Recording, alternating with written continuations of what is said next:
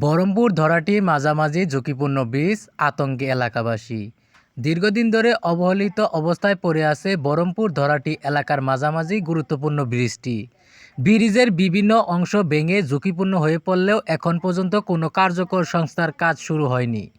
প্রতিদিন জীবনের ঝুঁকি নিয়ে এই ব্রিজে পারাপার করছে হাজারো সাধারণ মানুষ, স্কুল কলেজের শিক্ষার্থী, কৃষক ও স্থানীয় ব্যবসায়ীরা। স্থানীয়দের অভিযোগ, ব্রিজটির মাঝামাঝি অংশে বড় বড় ফাটল দেখা দিয়েছে এবং লোহার অংশগুলো নষ্ট হয়ে গেছে। সামান্য বৃষ্টি হলে ব্রিজের উপরে পানি জমে আরও বিপজ্জনক পরিস্থিতির সৃষ্টি হয়।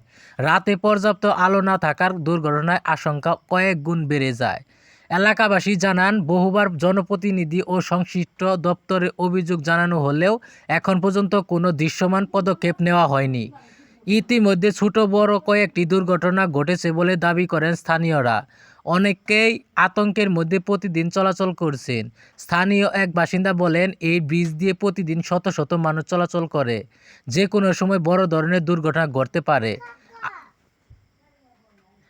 আমরা দ্রুত সংস্কার চাই। আরেকজন পথচারী বলেন, রাতের ব্রিজ পার হতে ভয় লাগে। মোটর সাইকেল বা অটোরিকশা চলাচলের সময় পুরো ব্রিজ কেঁপে ওঠে। এলাকার শিক্ষার্থীরা চরম দুর্ভোগের শিকার হচ্ছে।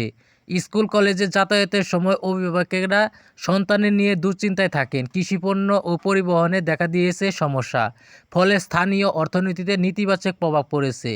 এলাকাবাসীর দাবি, বড় কোনো দুর্ঘটনার আগে দ্রুত ব্রিজটি সংস্কার বা নতুন ব্রিজ নির্মাণ করা হোক। পাশাপাশি ঝুঁকি অংশে সতর্কমূলক সাইনবোর্ড ও রাতে আলোর ব্যবস্থা করার আহ্বান জানিয়েছেন তারা। জনসাধারণের প্রশ্ন, আর কত দুর্ঘটনার পর সংশ্লিষ্ট কর্তৃপক্ষের নজর আসবে বহরমপুর ধরাটি এলাকার এই ঝুঁকিপূর্ণ ব্রিজ? ইসমাইল হোসেন, দৈনিক প্রতিচ্ছবি, মধুপুর।